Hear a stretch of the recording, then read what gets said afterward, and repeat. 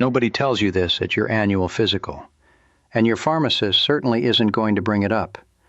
But there is a single morning ritual, something you can do in the first 20 minutes after you open your eyes, that researchers now believe does more for your brain than most of the memory supplements filling the shelves at your local pharmacy. Not a pill, not a powder, not a prescription.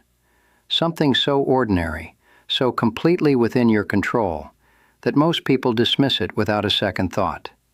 And that dismissal, I want you to understand, may be costing you more than you realize.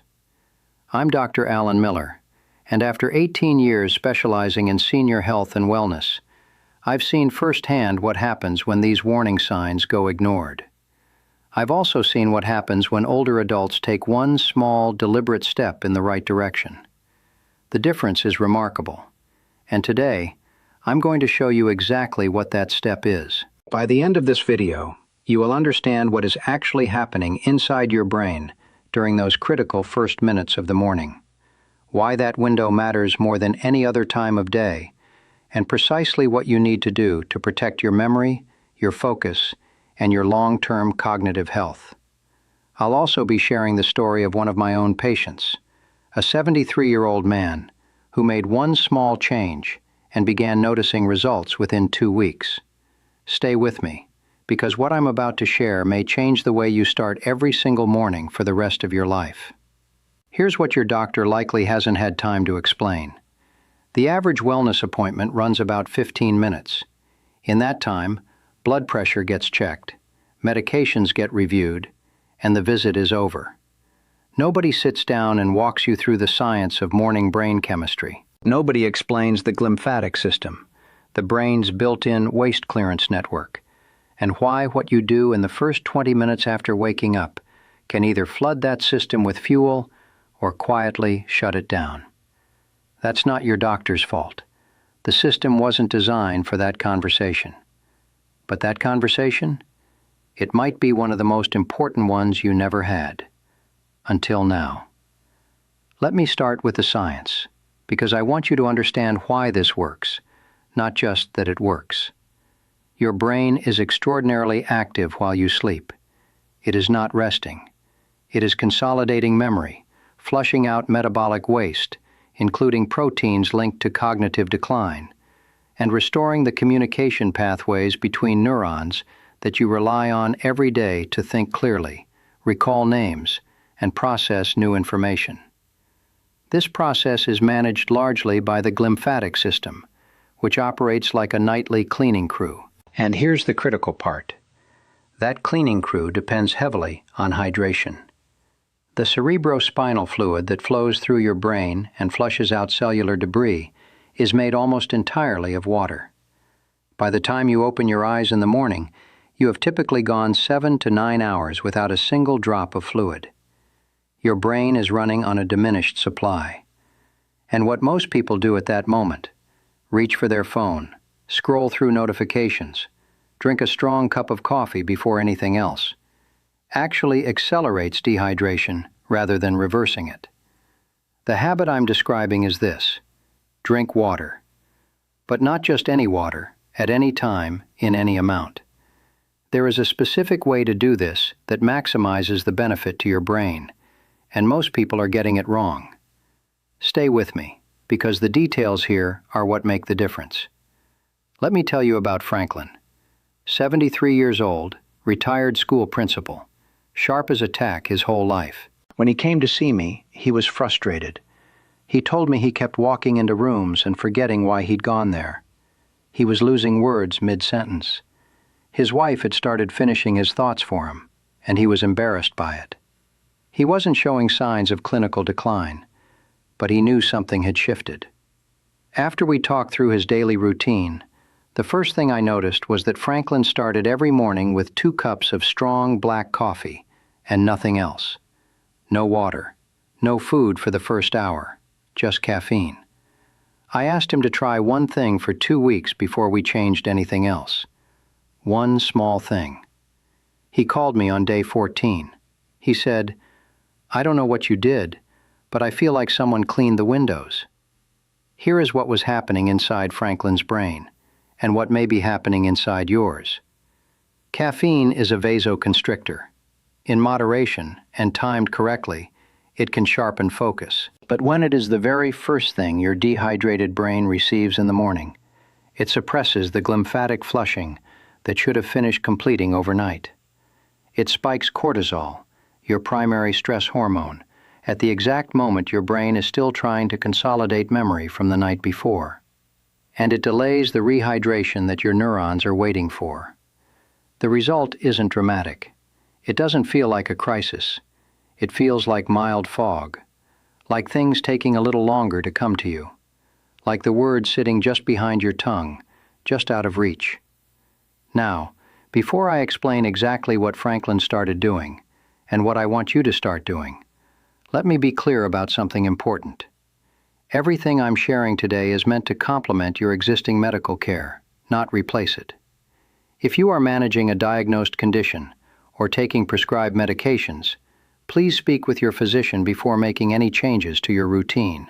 What I'm describing is a lifestyle habit grounded in well-established science, but your individual situation always matters. So what is the habit? It is simple, and it has 3 components.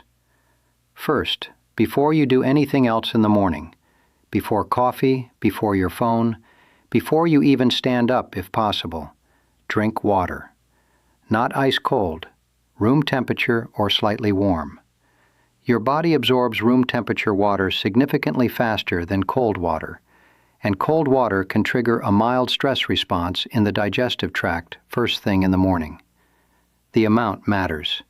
Aim for at least 12 ounces, and ideally 16.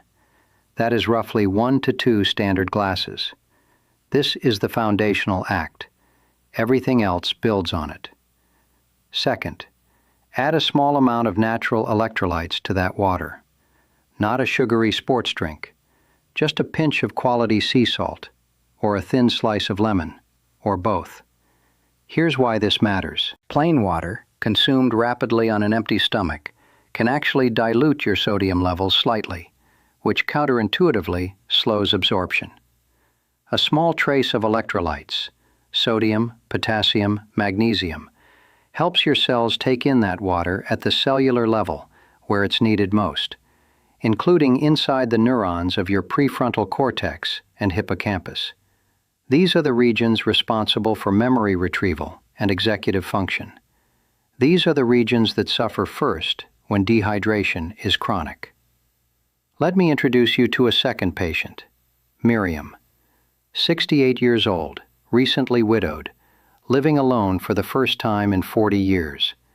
She came to me not because of memory concerns, but because she was sleeping poorly and waking up feeling exhausted no matter how many hours she spent in bed.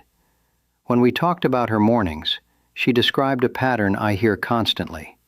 She woke up feeling not quite here yet, groggy, heavy, like her brain was wrapped in gauze. She had assumed it was grief or aging or just her new normal. We made one change, just the morning water habit. Within 3 weeks, she told me the grogginess was lifting within minutes of getting up, instead of dragging on until mid-morning. She wasn't sleeping more. She was rehydrating her brain properly for the first time in years. The third component of this habit is timing, and this is the part most people skip even when they know the first 2. Wait. After you drink your morning water, wait 20 minutes before your first cup of coffee. I know that sounds like a long time when you're standing in your kitchen at 6:30 in the morning. But here is what happens in those 20 minutes. Your glymphatic system gets the fluid it needs to complete its overnight clearance cycle. Your cortisol, which peaks naturally in the first hour after waking, begins to stabilize without the additional spike from caffeine, and your neurons begin firing with access to the hydration they were waiting for all night. By the time your coffee arrives, it is landing in a brain that is already awake, already alert, already working. The caffeine becomes an enhancement rather than a substitute. The difference in clarity is something most people notice within the first week.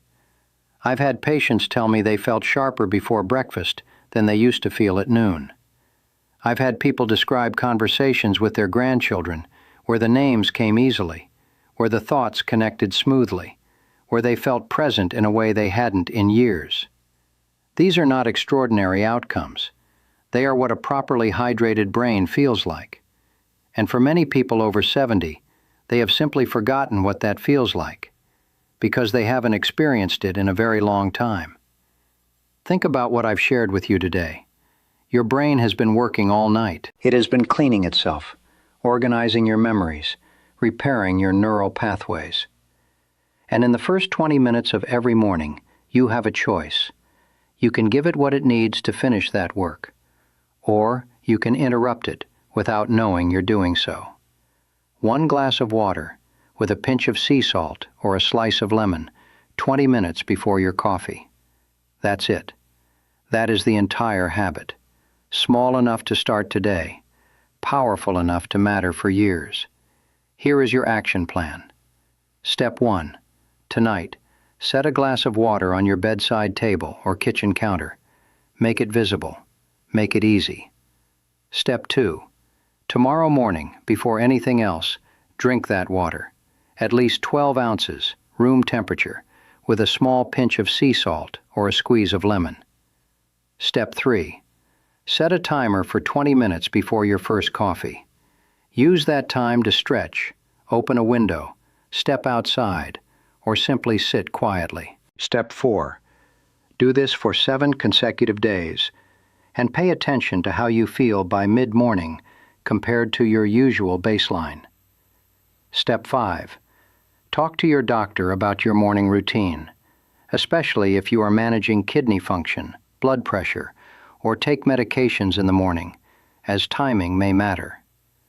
This habit is simple, but simple, done consistently, is what changes health.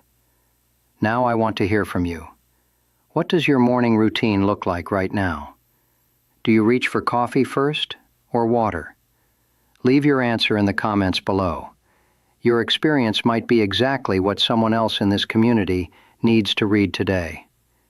And if you have a spouse, a sibling, a friend over 60 who starts every morning with coffee and nothing else, share this video with them. It takes 30 seconds to send.